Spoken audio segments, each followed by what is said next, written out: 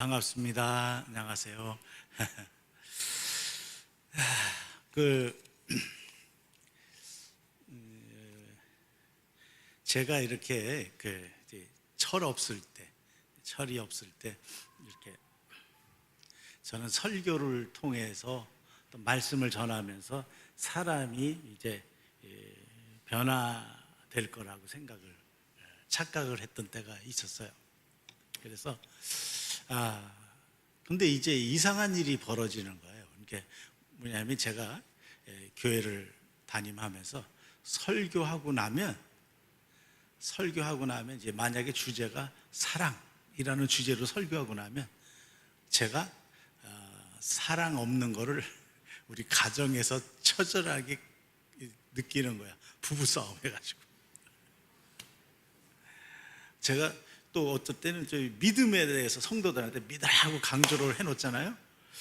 처음에는 잘 몰랐어요. 근데 설교하고 나면 내가 믿음 없는 게 아주 처절하게 느껴지는데, 그게 어떨 때는 월요일 날 그런 사태가 벌어질 때 있고, 어떨 때는 좀 길게 가면 금요일쯤에 벌어질 때가 있어요. 어쩔 때는 주일 낮 예배 설교하기 직전에 벌어질 때가 있어요. 제가 설교한 주제로 제가 무너져 있는 거죠. 기가 막히게 한참을 못 깨달았어요. 저는 굉장히 둔한가 봐요. 제가 한참을 못 깨닫다가 조금 지나다 보니까 이상한 공식 같은 게 느껴지는데, 이제는 겁이 나는 거예요. 이제 주제 설교를 못 하겠는 거예요. 성도들한테 이렇게 좀 해봐라, 누구를 본받아라, 이렇게 살라고 하지 않느냐, 이런 설교를 하면 제가 반드시 그 설교 때문에 그 주간에 이제 재수가 좋으면 금요일까지 가고 어떨 때는 주일 예배 설교 직전에 이제 그 아내한테 제가 한번 푸닥거리듯이 와 이렇게 하고서 제가 강단에 서는 거야. 그러면 이제 강단에 서면은 이제 제가 제 연약함입니다. 하나님 앞에 서는 느낌 같은 거 있잖아요. 하나님한테 잘 보여야 된다는 느낌이 들어가지고 이 강단에 이렇게 서가지고, 주여 오늘도 제가 신경질을 팍팍 내고 짜증을 팍 내고 지금 강단에 섰습니다. 그러고서는 아버지, 내가 설교를 할 수 있을까요? 내가 이 기분 가지고 설교를 할 수 있을까요? 그리고 이제 제 아내를 탁 보면 아내가 이렇게 쳐다보면서 어떨 때는 혀를 보게 돼요. 그러면 제가 아이고 주여, 나를 다 아는 사람 앞에서 말씀을 전하려니까 미치겠다 하는 마음을 가지고 주여 하면 그때는 또 은혜가 또 돼요. 그래서 어떤 생각이, 이거 부부싸움을 자주 해야 되나, 아니면 예배 드리기 전에 한 번씩 이렇게 하고 와야 되나 하는 생각이 들 정도. 그래서 제가 이제 그러면서 서서히 뭘 이해하겠고 깨달았게 됐냐면, 내가 말 함부로 하면 안 되는구나. 설교가 얼마나 이렇게 죄송해요. 저를 하나님이 이렇게 이제 공연장, 마치 이렇게 세트장에 올려놓는 것 같은 느낌이 있죠. 옛날에 그 미국 영화, 짐 캐리가 주연했던 영화 중에 보면은 완전 세트장 만들어가지고 어렸을 때, 자랐을 때서부터 쭉 이렇게 해가지고 취직하는 것도 전부 다 세트장에서 일이 벌어지잖아요. 제가 그 영화를 보면서, 맞아, 내가 저렇게 하나님이 늘 세트장에 올려놨구나 하는 깨달음이 온 거예요. 그래서 그때부터는 이제 제가 이렇게 요령이 생겼어요. 요령이 어떤 요령이냐? 제가 안 하는 거를 성도들한테 하라고 안 해요. 제가 못 하고 있는 거를 하라고 하면 반드시 그것 때문에 그 주간에 큰 일을 겪기 때문에 그래서 제가 요령이 생겨서 살살 이렇게 긁지 않을 수 있는 하라, 또 이렇게 살라, 이런 설교를 못 하고 있어요. 지금도 여전히 그래요. 무슨 말이냐면, 제가 여전히 하나님 앞에 서려고 노력하는 사람일 뿐이다. 한번 잘해보려고 노력할 뿐이다. 그러면서 늘 죄인임을 날마다 어쩔 수 없이 느끼는 죄인일 따름이라는 것을 여러분들에게 고백드리면서, 여러분, 이제 제가 거룩한 산 제사라고 이게 주제를 이렇게 띄워놓고서 드리고 나서 걱정이 되는 거예요. 이게 또 무슨 걱정인 줄 아시겠죠? 하나님이 나를 거룩한 산 제사라고 주제를, 내가 왜 그 주제를 줬을까? 차라리 조금 이렇게 좀 이렇게 두리뭉실한 제목을 해야 되는데, 그 고민을 좀 하다가 아버지 주의해야 되겠다 하는 생각을 가지고 제가 섰습니다. 제가 좀 실수하더라도 좀 양해해 주시고 자, 여러분과 내게 이렇게 이 땅에 오신, 저와 여러분들이 이 땅에 오신 이유가 있죠. 저와 여러분들이 이 땅에 온 저와 여러분들을 하나님은 이 땅에 보내신 이유가 다 있어요. 사람들은 땅에서 어떤 사명이 있는 줄 알고 있어요. 아니요. 하나님은 여러분과 하나님이 영원한 하나님 나라를 다스리기를 원하는 거예요. 이거 여러분 좀 정신 차리셔야 돼요. 이 지구촌에서 여러분들을 행세하라고 보낸 것도 아니고, 이 지구촌에서 저와 여러분들이 어떻게 되라고 보낸 것도 아니고, 여러분의 탁월함을 만천하에 드러내서 이렇게 뭘 어떻게 해보라고 보낸 게 아니에요. 여러분들은 하나님 나라에서 영원한 존재로, 왕 같은 제사장, 왕으로서 하나님의 나라를 같이 상속받아서 하나님 나라에 들어가서 실제 왕으로 살아야 되기 때문에 여러분들이 이 땅에 와 있는 거예요. 여러분들은 굉장한 경쟁을 뚫고 이 땅에 태어났어요. 그러니까 여러분과 내가 이 땅에서는, 이 지구촌에서는 서로 계속되는 비교와 경쟁 사회지만, 저와 여러분들은 비교와 경쟁할 필요가 없는 거예요. 여러분, 나라끼리 요즘 많은 전쟁도 있고 경쟁하죠. 이럴 필요가 원래 없어요. 개개인도 경쟁하고 비교할 필요가 없어요. 왜? 저와 여러분들은 이렇게 부르시지 않았어요. 이 경쟁하고 비교하고 이 싸움을 시키는 것은 전부 사단의 세력이 그러는 거예요.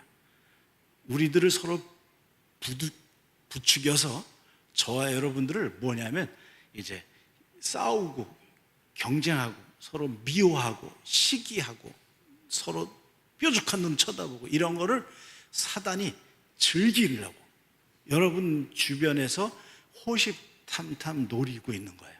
여러분들은 여러분 어느 누구도 여러분의 경쟁자는 없어요. 여러분과 내가 이 땅에서 경쟁하려고 하기 때문에 이런 아픔들이 오는 거야.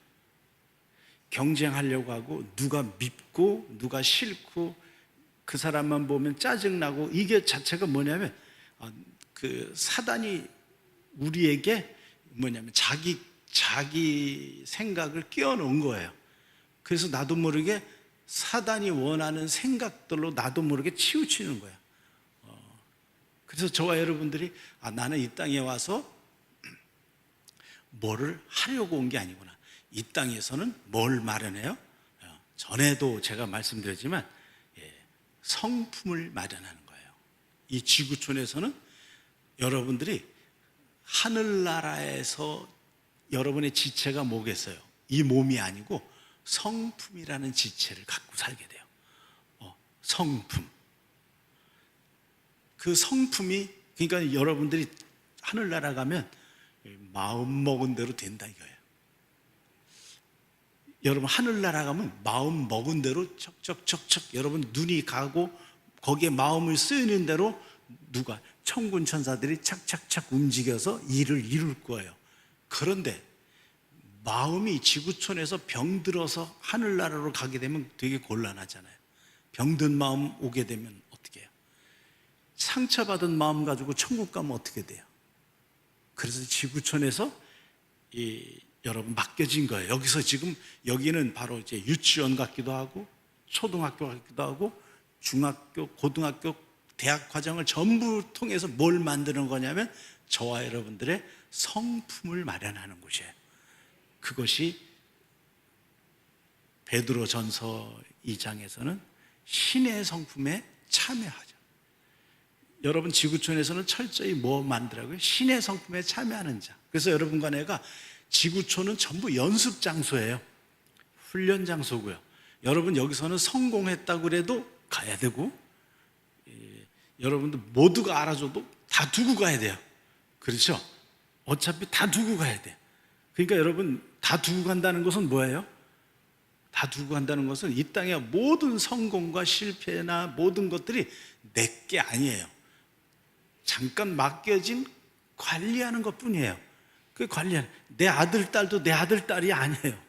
그냥 내가 맡겨줘서 내가 좀 책임져주고 좀 아이가 혼자 설 수 있게끔 이렇게 돕는 경우, 그 정도예요. 그 정도 역할을 하는 거예요. 그 역할을 통해서 내 아들, 딸들이 성품이 마련되길 원하고, 여러분들이 진정 기도도 결국 마련되기 원하는 거예요. 성경은 지금 이렇게 말하고 있어요. 그러므로 형제들아, 하나님의 모든 자비하심으로 너희를 권하노니 너희 몸을 뭘 드리라고요? 몸을 거룩한 산제사로 드리라. 이 거룩한 산제사가 있다는 것은 무슨 뜻이죠? 또 다른 뜻은 거룩하지 않은 죽은 제사가 있었던 거예요. 거룩하지 않은 죽은 제사는 예수님이 십자가로 우리의 죄를 속량하시기 전까지 있었던 모든 양을 잡아드리고 소를 잡아드리고 했던 예배를 이제 압축해 놓은 거예요. 그러니까는 죽여서 드리는 제사, 그 죽은 제사, 죽은 짐승을 드리는 제사가 끝나고 예수 그리스도의 십자가로 말미암아 이제는 예수님이 모든 대제사장으로서 또 모든 제물로서 모든 것을 다 이렇게 뭐라고 그럴까요? 이루셨기 때문에 저와 여러분들이 해야 될 일은 뭐냐면 여러분의 몸을 이제 살아있는 채로 죽이면 되는 거예요. 할렐루야. 옆 사람한테 죽어야 돼요. 가족한테 죽어야 되고요. 여러분, 아들, 딸한테 죽는 거는 좀 편하죠. 본능이니까 그래요. 근데 아들, 딸한테 희생하고 죽는 거는 되게 쉽단 말이에요. 근데 이게 전혀 나하고 상관없는 사람한테도 죽을 수 있는 거예요. 이게 산제사예요. 이걸 원하는 거예요. 하나님은 너는 누구를 위해서도 죽을 준비가 돼 있어라. 거룩한 산제사, 너희 몸을 거룩한 산제사로 하나님께 드려라 하는 거예요. 이해는 되셨죠? 여러분, 그래서 여러분들이 안 죽으니까 옆 사람이 여러분들을 핍박하는 거예요. 아내가 여러분들을 그렇게 쪼는 거예요. 안 죽어서 죽으라고. 원래 우리의 사명은 예수님을 따라가다가 죽는 거예요. 주님도 그랬잖아요. 누구든지 나를 따르려고 자기를 부인하고 자기 십자가를 지고 날마다 나를 쫓아가는 거예요. 예수님을 쫓아가는 거예요. 그러니까 여러분과 내가 옆 사람이 자꾸 여러분들을 힘들게 하걸랑 내가 안 죽었구나 생각하시면 돼요. 죽을 때 내가 죽는 척만 했지 안 죽었어. 여러분 진짜 죽으면 당연히 뭐냐면 하나님은 여러분들을 죽는 꼴을 못 보거든요. 아버지 하나님은 여러분들의 죽는 꼴을 못 봐. 여러분 아들, 딸이 총에 맞아 죽는 꼴, 또 개에 물려 죽는 꼴, 죄송해요. 이렇게 칼에 맞아 죽는 꼴 보고 가만히 있을 수 있는 부모님이 계세요? 없죠. 우리를 지으신 하나님은 그거보다 더하죠. 더 큰 마음이시고 더 사랑하는 마음이 있기 때문에 여러분과 나의 죽는 꼴을 못 봐요. 근데 여러분들은 이제 주님은 뭐냐면 예수님이 이 땅에 죽으러 오신 것처럼 저와 여러분도 죽으라는 거예요. 누구를 위해서요? 예, 옆 사람을 위해서 죽어야 돼요. 내게 가까이 주어진 사람에서 죽어야 돼요. 그래야 여러분들은 부활이 있어요. 부활은 기절했다가 깨어나는 게 아니에요. 죽은 자가 누리는 복이에요. 남편이 여러분들을 이렇게 잘 안 죽여줘요. 왜?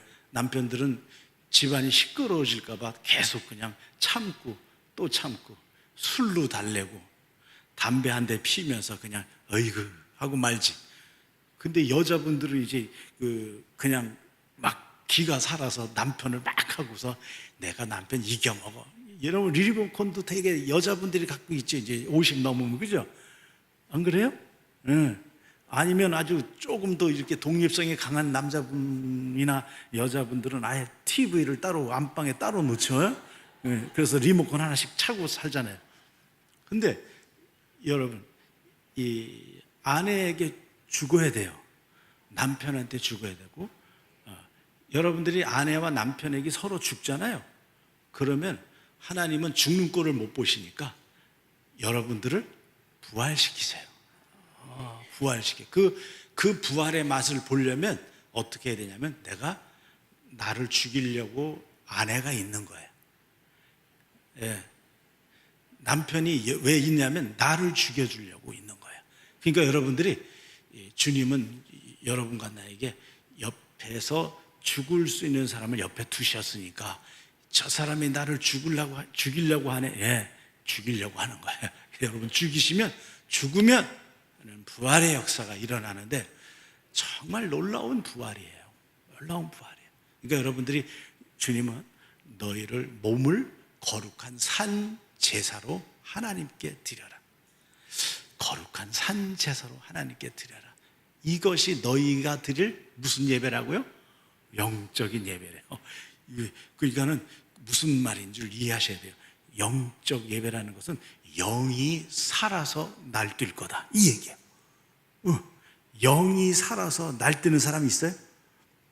여러분, 최소한 크리스찬으로 예수 믿는 자 5년 정도 되면 최소한 영이 뛰어서 날뛰어야 되는 거예요. 영이 살아서 날뛰어야 되는. 그래서 영이 살아서 여러분들을 막 그냥 몰고 다녀야 되는 거예요. 영이. 근데 여러분과 내가 이제 아직 안 죽어서. 그래서 여러분들 속에 이제 가만히 보면 못마땅한 게 자꾸 보이죠. 그 못마땅한 게 보이는 건 왜 그래요? 저 사람이 못해서가 아니라 내가 안 죽어서 그런 거예요. 옆 사람한테 좀 얘기 좀 해주세요. 내가 안 죽어서 그렇대요. 시작. 내가 안 죽어서 그랬대요. 예, 안 죽어서 죽으라고 그러는 거예요. 못마땅한 사람이 보이면 여러분 회사에 가면 또 상사도 그렇고 또 옆에 밑에 사람도 그렇고 근처 사람들이 여러분들을 이제 죽나 안 죽나 다 보는 감시자들이에요. 죽어주세요. 진짜 죽으세요. 그러면 여러분들에게는 어느 틈에 부활하고 있어요. 대부분 모든 위인들의 위인 정기는 이제 우리가 많이 꾸민 것도 있지만 실제 위인들은 나라를 구하거나 큰 훌륭하게 뭔가를 해놓은 사람들은 대개 죽은 자들이 한 거예요. 죽기로 각오할 때 가는 거예요. 여러분과 내가 주님은 분명하게 얘기했어요. 거룩한 산제사로 드려라. 이게 여러분과 내 영이 사는 길이라는 거예요. 영이 사는 길이에요. 안 죽었기 때문에 영이 뭔지를 모르는 거예요.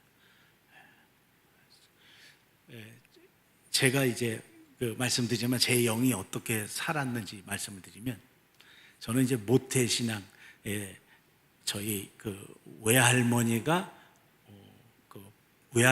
이제 선교사님 댁에 식모로 들어가서 도우미로 들어가서, 그래서 이제 우리 가정에 복음이 들어왔어요. 그러니까 제가 3대째예요. 3대째인데 예배를 드린다고 할 때 예배는 늘 어떻게 드렸냐면 습관적인 거예요. 그래서 저는 저희 집안에는 예배를 안 드리면은 매맞았어요. 제 아내는 예배를 드린다고 맞았는데, 아내는 예수 믿는다고 그냥 핍박을 받았는데, 저는 교회를 안 나가면 핍박을 당해요. 저는 이렇게 헌금을, 이제 주일학교 헌금도 이제 하잖아요. 한 번도 주일학교 헌금을 주면 빼먹은 적이 없었어요. 왜냐하면 그 날벼락이 떨어질 줄 알았어요. 하나님이 벼락을 내려서 당장 죽을 줄 알고, 이게 헌금하라고, 제가 어렸을 때 초등학교 이제 1, 2, 3학년 때 어머니 이제 그 집에서 100원을 줘요. 100원. 100원. 이거 100원 장난이 아니게 큰 거예요. 예. 그 당시에 이만한 한 빵이 하나가 10원이었거든요. 근데 그 100원을 헌금을 줘. 나한테는 용돈 한 번도 안 줬어. 근데 100원은 헌금으로 줘. 그러면 제가 가다가 가게가 있기 때문에 거기서 빵 하나 받고 90원 내도 잘하는 거예요. 그렇죠? 근데 그거 한 번을 못 했어요. 그래서 저는 예배다 그러면은 항상 어떻게 생각하냐면 따분한 시간. 무조건 가서 앉아 있어야 되는 거고, 졸더라도 앉아 있어야 돼. 그래서 옛날에 목사님들이 얼마나 또 이렇게 설교가 좀 힘들었어요. 듣는 게 엄청난 인내가 필요했어요. 그런데 졸았다 그러면 또 이 졸은 것 때문에 또 이렇게 얘기를 또 듣지, 야단을 맞잖아요. 그러니까는 진짜 이 예배라는 건 저한테는 엄청 스트레스였어요. 이렇게 제가 이제 모태신앙 3대로 쭉 지내왔는데, 여러분, 제가 여러분들에게 예배에 대해서 확실히 말씀드릴게요. 예배의 회의를 느꼈던 제가, 예배가 뭐냐면, 예배는 이제 많은 분들이 예배 그러면 이 예자와 배자가 다르다는 걸 여러분 이해하셔야 돼요. 이렇게 모여서 하나님 말씀 듣는 걸 뭐라고 그럴까요? 예를 갖춘다. 누구한테요? 하나님께 예를 갖추는 거예요. 배는 뭘까요? 배. 그래서 많은 성도들이, 우리 한국 기독교가 이제 뭐냐면 그 욕도 먹고 막 그러는 게 뭐냐면, 예는 드리는데 배는 안 해. 배는 뭔지 아세요? 배는 이런 거예요. 제가 여러분도 이제 경험해 보셨을 줄 알고 알아요.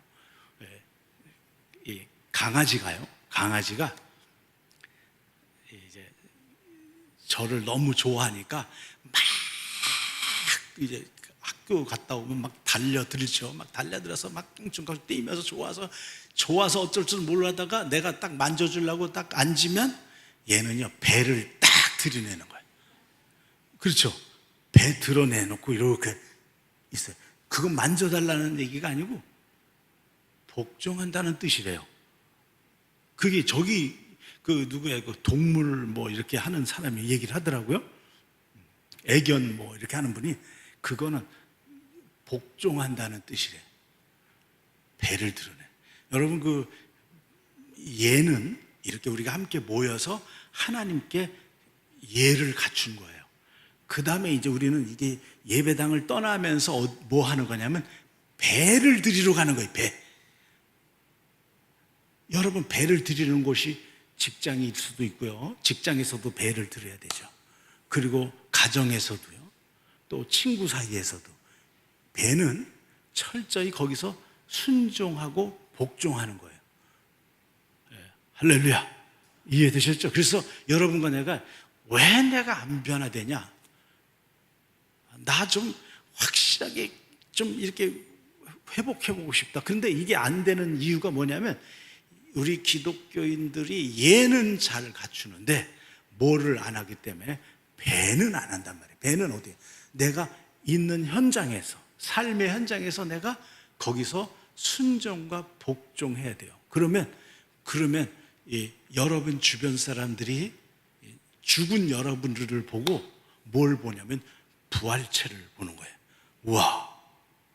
우와, 달라졌다. 그래서 그 사람들이 여러분과 나한테 그렇게 할 수 있는 뭐가 있냐 물어보는 거예요. 그래서 구원에 관한 소망을 여러분에게 물어보면 여러분들은 마음껏 예수님을 얘기할 수 있는 거예요. 할렐루야.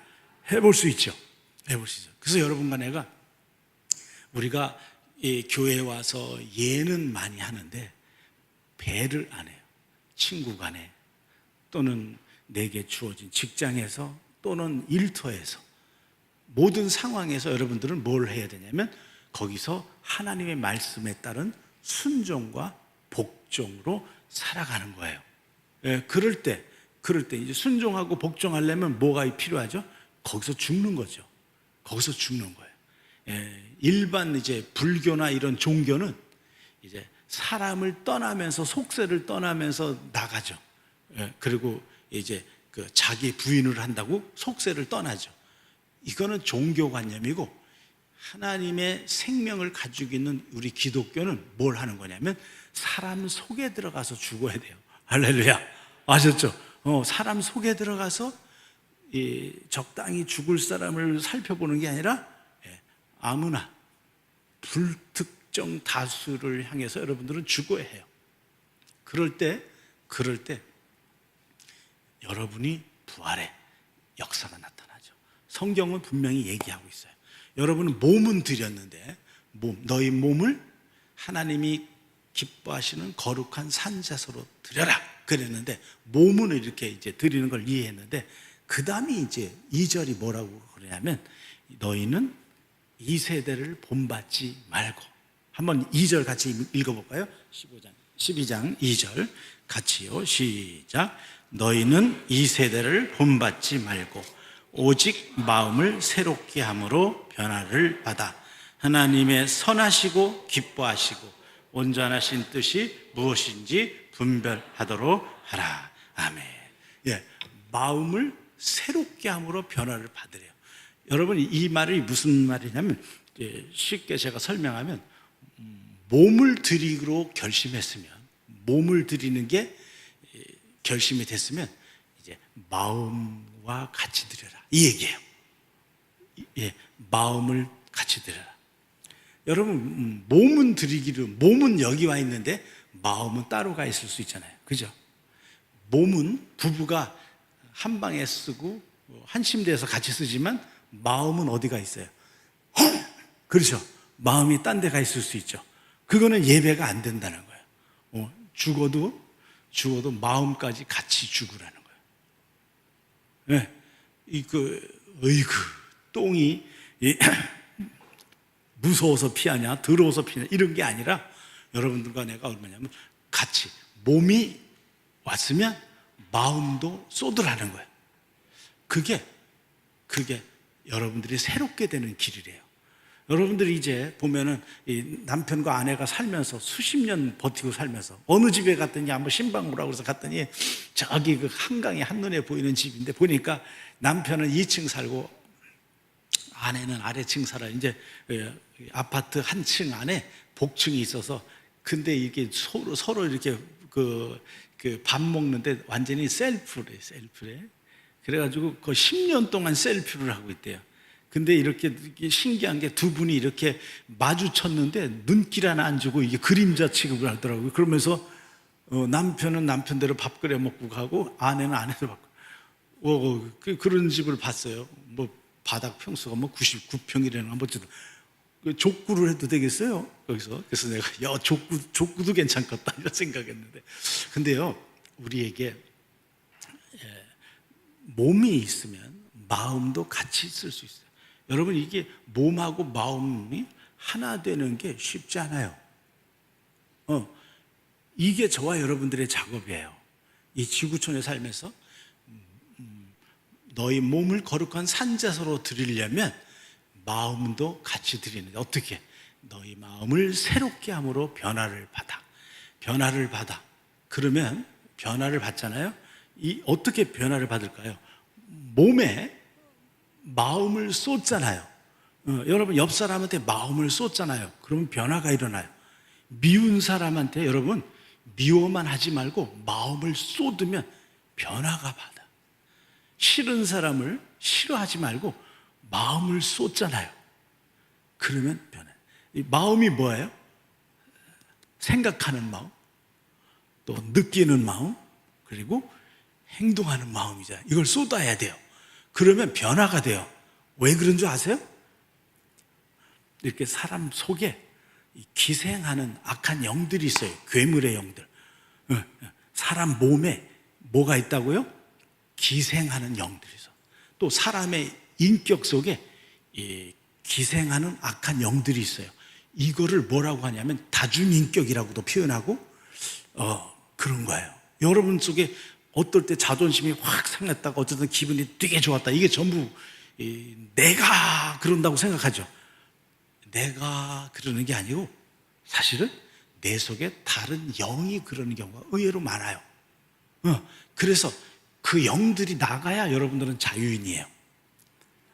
네, 여러분들의 영이 있어요.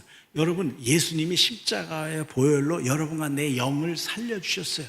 그래서 여러분은 성령 받아서 방언도 말하고 성령으로 노래도 찬양도 하고 성령으로 다 할 수 있어요. 그런데 내 영을 내가 뭘 못 가져? 내 영에 대해서 내가 뭐가 없어요? 영감이 없어. 영적인 성품도 어떻게 발휘하는지 몰라. 또 영적인 힘, 사랑할 수 있는 힘이 부족해. 이 이유가 다른 이유가 아니에요. 뭐 때문에 그럴까요? 다른 이유가 아니라 여러분들은 영은 몸과 마음이 하나 되면 내 속의 악한 영들은 도망가게 돼 있어요. 도망가게 돼 있어요. 그거를 저와 여러분들을 할 수 있게끔 성령께서 여러분들에게 말을 하게 한 거예요. 왜? 성령이 말하게 했어요. 왜냐하면 여러분들의 영은 여러분들을 기생하는 영들, 괴물 같은 영들, 괴이한 영들은 여러분 속에 들어와서 여러분들을 뭐 하게 하냐면 말하게, 혀를 써요. 혀를 써서 여러분들을 뭉그러뜨리려고 하는 거예요. 근데 하나님은 성령으로 오셔서 성령님은 우리 속에 거하시면서 뭐 하냐면 말하게 하신 거예요. 그 말이 뭔지 아세요? 네, 새롭게 언어를 하게 하는 거예요. 와칼라 솔로 스미케디어알라바, 방언을 말하게 하시는 거예요. 방언을 말하게 하셔서 여러분들을 뭐냐면 여러분들의 영이 말하게 되면 여러분 몸과 마음이 하나 되기 시작해. 왜? 내 속에 괴물의 영과 괴이한 영들이 도망가기 때문에 그래요. 전에 어떤 분이 이렇게 어떤 사람이 이렇게 좀 누구를 데려왔어요. 청소년인데 한 18인지 한 20살 된 아이를 데리고 왔어요.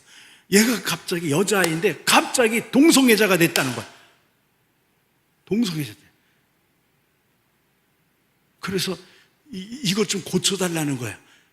여자아이인데 여자가 끌린다는 거야. 이건 누구 역할이에요? 악한 영. 동성애의 영, 악한 영이 들어오면 우리는 나도 모르게 내가 사냥되는 거예요. 사냥. 내가 낚인 거예요. 그래가지고 그런 경우 물어봤더니 언제서부터 그랬냐고 물어봤더니 이게 그 공항에서 이렇게 이제 넋놓고 이렇게 비행기 기다리고 있는데 어떤 여자인데 남장을 한 여자가 지나가다가 툭 쳤다는 거예요. 그때부터 그런 마음이 든다는 거예요. 이게 여러분 별거 아닌 것 같아도 요즘 젊은 세대가 흔하게 겪을 수 있는 거예요. 흔하게 겪을 수 있는 거예요. 저와 여러분들 속에 여러분들이 내 몸과 마음이 하나 될 수 있는 게 쉽지 않아요. 왜? 내 몸과 마음을 이간하는 영들이 너무 많기 때문에 그래요. 내 몸에 있고 내 생각 속에 있고 내 감정 속에 있고 내 행동 속에 얘네들이 거하면서 여러분들을 하나 되지 못하게 계속 분산시켜요. 그래서 저와 여러분들을 하나님은 여러분의 약점, 저와 여러분의 약점을 너무 잘 알기 때문에 방언을 말하게 하신 게 왈로우 소마이 캐드코로카, 계속 방언을 미친 듯이 하세요. 그러면 여러분들이 변화해요. 새 사람 될 뿐만 아니라 여러분들이 살만한 세상이 만들어져. 살만한 가정이 돼. 살만한 거. 지금 우리 대한민국이 이렇게 잘 살게 된 것도 아주 여기저기서 기도들을 많이 해서 그런 거예요. 할렐루야. 네. 이 미친 듯이 여러분 기도해서 여러분들 몸과 마음이 하나 되기를 힘써야 돼요. 그래서 이렇게 표현하죠. 너희 마음을 새롭게 함으로 변화를 받아 하나님의 선하시고 기뻐하시고 온전한 뜻을 분별해야 되는데, 하나님의 선하시고 기뻐하시고 온전한 뜻이 뭔 줄 알아야지. 하나님의 선하신 뜻은 뭐예요? 하나님의 선하신 뜻은 믿음이에요. 믿음. 선은 믿음을 얘기해요. 여러분들을 하나님은 뭘로 선하다고 보셔요? 믿음 때문에. 믿음 때문에 선하게 보았어요. 아브라함이 하나님을 믿음으로 그를 의롭다 여기신 것처럼 그를 저와 여러분도 마찬가지예요. 여러분들이 의로운 게 뭐가 있어요? 부모님들은 착하다고 하겠죠. 도둑놈도 부모님은 걔가 원래 착했어요. 친구 잘못 만나서 그러지. 그렇죠. 근데 여러분들 분명한 건 여러분, 하나님 볼 때 착한 것은 믿음입니다. 믿음. 하나님의 선하신 뜻이 믿음이 가지고. 하나님이 기뻐하심이 돼야 돼요. 여러분, 하나님의 기뻐하심은 뭐예요?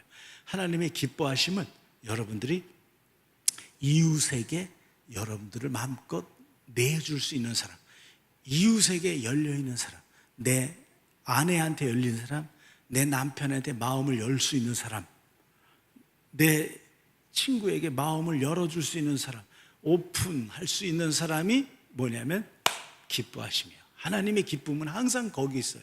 여러분들 아이가 다섯 있으면 아이 다섯이 맨날 티컹태컹 싸우면 여러분 좋아요? 근데 어디 막내 아이가 셋째나 얘네들이 그저 형하고 오빠나 언니한테 다 양보하고 하는 걸 보면 어때요? 부모님 마음이 괜히 기쁘죠. 그 아이만 보면 흐뭇하잖아요. 이 기뻐하심이에요.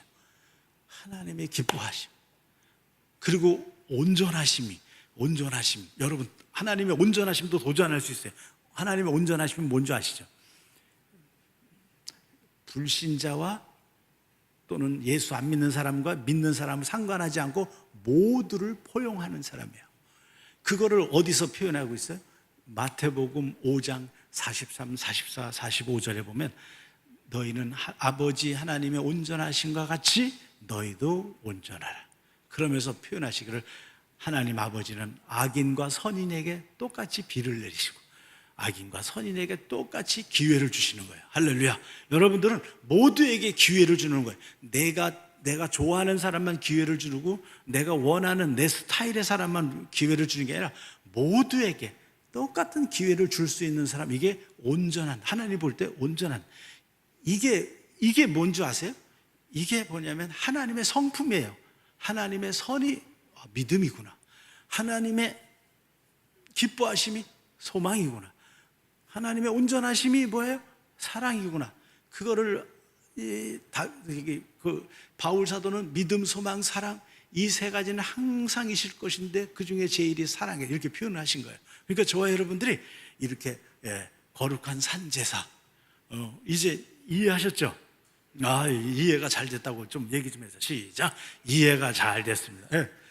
이해가 안 됐어요? 오해하지 마세요. 그래서 여러분과 내가 몸과 마음이 하나 되는 게 되게 힘든데, 여기서 할 수 있는 것이 뭐냐면 몸과 마음을 하나로 묶을 수 있는 것이 뭔지 아세요? 다 따로 놀리기 때문에 힘든 거예요. 몸, 마음 다. 내 몸과 마음만 따로 놀아요? 아니에요. 집사님들의 마음도 다 달라. 부부가 같이 살아도 따라. 이렇게는 하나가 되지 않는 거예요. 그래서 하나님은 성령으로 말미암아 말하게 하셨어. 그런 거예요. 제가 이제 한 가지 예만 들고 이제 마칠게요. 제가 이게 오후 예배는 많이 졸려서 제가 빨리 끝내요. 자, 전에 이제 어떤 교회에서 이제 저를 이제 그 당시에 이제 당회장 목사님이라고 거기서 표현하는데, 당회장 목사님이 저를 이제 소개를 받고 저가 갔어요. 갔더니 그분이 이제 솔직히 고백을 하는 거예요. 목사님이 자기 교회가 시무 장로님이 33분, 원로 장로님은 한 20분 정도가 되는데, 이게 예배 마치고서 당회를 주로 모여서 하는데 무섭대요. 다 방에만 들어가는 데가 그렇게 무섭대. 제가 보니까 당회실이 워낙 크게 이렇게 무섭게 생겼더만요, 이렇게. 그래서 제가, 그래, 목사님은 이게 무서워서 이제 그 들어갈 때마다 장로님들이 전부 아니요, 안 돼요, 다 그런다는 거야. 그래가지고 목사님이 아주 회의에 뭐만 가결하려면 힘들다는 거야. 그래서 제가 이제 저를 이제 개인적으로 이제 독대하시면서 목사님이 어떻게 하면 좋겠냐. 그래서 목사님 왜 그런 줄 아세요? 그러니까는 모르니까. 왜 내가 겁이 나는지 모르겠다는 거예요. 왜 저서분들이 무서운지. 이제 거절당하는 게 무섭긴 하죠. 그래서 제가 이제 표현했어요. 목사님이 방언 기도를 안 해서 그래요. 그러니까는 눈을 이상하게 뜨면서 방언하실 줄 아세요? 그러니까는 못해요. 그래서 아닌데 하실 수 있을 텐데 아니 방언 못하는데 하나님께서 아닌데 방언하시는데 그러니까는 사실 내가 청년 때 어느 뭐 세미나 가가지고 방언을 한다고 했는데 그거 개소리 같아서 안 한다는 거예요. 그래요? 그럼 한번 해보세요. 그랬더니 그 개소리 같은데 내도 돼요. 그래서 개소리가 어디 있습니까? 한번 내보세요. 그러니까 진짜 개소리 같아요. 뭐라까요? 진짜 개소리 같잖아요. 개가 용기 있게 짖는 것도 아니고 겁나서 짖는 개소리. 그래서 내가 이제 등을 막 쳐드렸죠. 크게 하시라고. 이거는 아주 진짜 개가 이제 용기 있는 개를 말해서 그렇게 하시더라고요. 그래가지고 이제 방언을 하면서 이제 막 회개하시더라고요. 그래서 눈물을 흘리고 막 그래. 그래서 한 10분 정도 기도를 크게 하게 하셨어요. 하고 놔뒀어요. 그리고 10분 정도 있더니 목사님이 진짜 후련하대. 너무 후련하대. 그러면서 목사님이 저한테 이 소리 그럼 계속 해도 됩니까? 그래서 하라고. 제가 그러면 다시 한번 내보라고. 마음이 진정돼서 다시. 그래서 제가 이제 그 방언을 무슨 소리를 하는지 하나님께 어떻게 기도하는지 통역을 해드렸어요. 그랬더니 그걸 듣고서는 목사님이 감격해서 우시는 거예요. 우시면서 제가 이제 그분을 이제 3개월을 만나드리고 했어요. 매주 월요일마다 아침 10시에 가서 이제 오후 5시에 맞추는 거예요. 같이 둘이서, 저와 둘이서. 그래가지고 그분한테 숙제를 내줬어요. 하루에 3시간을 방언을 해라. 3시간 방언 안 하면 1시간 안 하는 것에 대해서 벌금이 1,000원이니까 그렇게 해서 이제 벌금은 꼭 나한테 주시라고. 그래가지고 이제 그렇게 숙제를 해줬더니 이 목사님이 아주 성실하시게 3시간이 아니라 오전 내내 방언을 한다는 거예요. 그래서 내가 성도들을 위해서 중보기도 뭐 이렇게 기도 그거 다 접어치고 일단은 3개월 동안 방언만 하라고 했더니 목사님이 그렇게 하시겠다. 방언만 그렇게 했어요. 한 달 되니까 이 목사님 한 달 되니까 얼굴이 환해졌어요. 한 달 됐으면 내 4주 만난 거예요. 저로 얼굴이 환해졌어요. 그러면서 목사님이 저한테 하는 말이 월요일날 목사님 신기하게 내가 겁이 안 나요. 장로님들 모인 그 당회 가도 겁이 안 난다는 거예요. 그래서 둘째 딸이 됐어요. 2번. 이게 8주 만났어요. 8주 만나서 딱 갔더니 목사님이 저를 보면서 목사님 이상하게 사람들이 자기 품으로 싹 들어오는 느낌이 든다는 거예요. 아주 뭐라고 말만 해도 쫙 들어오는 느낌이 든대요. 그렇군요. 그래서 제가 이제 마지막 3개월째 12주를 마치면서 오늘은 마치고 이제 제가 이제 그 월요일 날 이제 또 다른 데 집회를 이제 외국으로 가기로 해가지고 목사님한테 이제 하직하고 가려고 했는데 목사님이 너무 반가워가지고 제 손을 덥석 잡는 거예요. 덥석 잡으면서 목사님 경사가 났어요. 그래서 내가 뭔 경사래? 그래서 따라 들어갔더니 목사님 하는 말이 들어갔더니 하는 말씀이 자기는 그 교회 앞에 이제 땅을 1,000몇 평을 사놨대요. 근데 거기다가 이렇게 비전 센터라고 해서 교육관을 크게 좀 줘야 되는데 그게 이제 100억 공사래요. 근데 100억을 들여서 공사를 해야 되는데 이 장로님들은 계속 아니요 해가지고 여태 못 짓다는 거예요. 근데 어저께 이제 주일날이죠. 저는 이제 월요일날 뵀으니까 주일날 이런 일이 있었다니까. 무슨 일이냐니까 어제 그래 갔더니 나보고 장로님, 이게 수석 장로님이 목사님 잠시만 자리 좀 한 30분만 비워주실 수 있겠습니까? 그러더래요. 그래서 그러라고 가지고 당회 때 이제 잠깐 비워준다고 따로 이렇게 차를 마시고 계셨는데 오시더니 그리고 이제 들어오시라고 그래서 이제 같이 들어갔대요. 들어갔더니 수석 장로님이 저기 이제 건축해도 되겠습니다, 목사님. 돈도 다 여기 돼 있습니다. 그래가지고 이제 명단을 딱 내는데 어떤 일이 벌어졌냐면 이런 일이 벌어졌대요. 장로님이 이제 수석 장로님이 우리도 비전센터 지금 이렇게 땅만 사놓고 앉은 지가 지금 한 10년째인데 이 비전센터 줘야 되지 않냐. 나는 사업하면서 요즘 조금 경기가 별로 안 좋아서 15억밖에 못하겠다. 나머지는 장로님들 선에서 나눠서 해라. 자, 하면서 연판장을 돌렸는데 거기서 5억, 10억 이렇게 해가지고 그 현찰 그냥 100억이 훨씬 넘게 다 나와버린 거예요. 그러니까 이게 목사님이 나 오기만을 기다린 거예요, 주일날. 그래가지고 너무 행복해가지고 목사님이 내 손을 잡고 이런 기적이 있을 수가 없다고. 성도들한테 광고할 필요도 없고 그냥 장로님들 선에서 다 해결됐다는 거야. 그렇다고 목사님 너무 고맙다고. 근데 이제 저는 제가 고마울 일이 뭐가 있어요? 하나님께 고맙죠. 그렇죠? 이게 여러분들이 영이 주도권을 잡아야 해요. 여러분의 영이 주도권. 여러분의 영, 하나님의 성령은 저와 여러분들이 여러분 스스로의 영이 주도권을 잡기를 원하는데 항상 여러분들을 악한 영들, 더러운 영들, 추잡한 영들은 여러분 마음속에서 여러분들을 얼마나 조작하고 생각 속에서 얼마나 여러분들을 흐트러뜨리고 그래서 여러분들이 무너지는 거예요. 절대 이제는 주도권을 놓지 마세요. 방언하세요. 할렐루야. 예, 제가 이렇게 텔레비를 이렇게 영화를 엄청 좋아해요. 영화 되게 좋아해요. 영화를 딱 보고 있는데 주님이 성령님이 요한아, 그래서 이제 네 그랬더니 너 말이야. 이제 초기 화면입니다. 초기 처음 제가 영이라는 걸 잘 몰랐을 때 너 말이야 좀 임재감 속에서 좀 살았으면 좋겠다. 그러니까 제가 이제 그래. 뭐 어떻게 임재감 속에 살아요?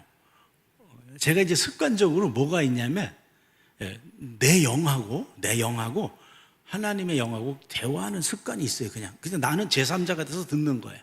그러니까 그 성령께서 늘 방언을 좀 하고 살아라. 그래요. 그러니까 제가 그러죠. 그럼 이거 영화 보는데 무슨 방언을 해요? 그러니까 영화 볼 때도 해라.